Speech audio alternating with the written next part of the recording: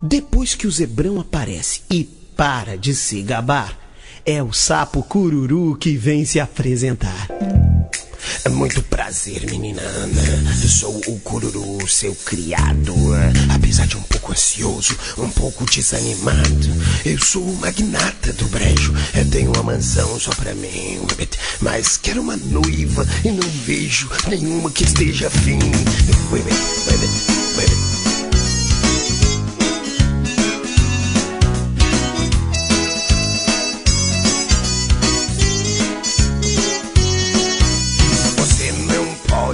Resistir a este charme natural, pois com certeza sou o rei deste Pantanal.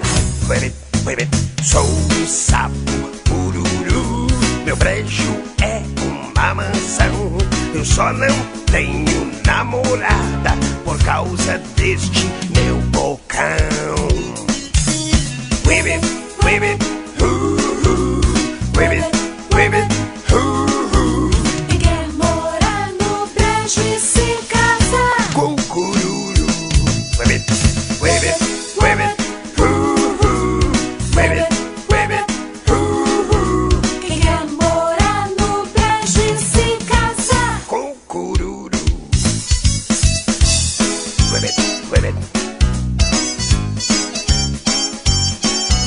Você não pode resistir a este charme natural, pois com certeza sou o rei deste Pantanal.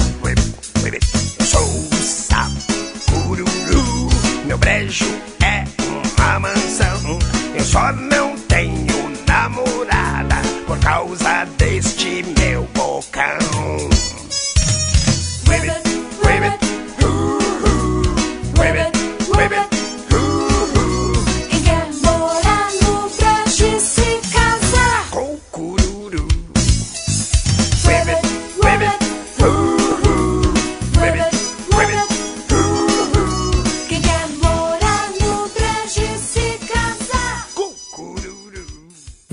Cururu, se você não fosse tão novo.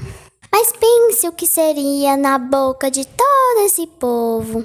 Mas mesmo assim não poderia. Aqui na floresta e em toda parte é cada um no seu lugar.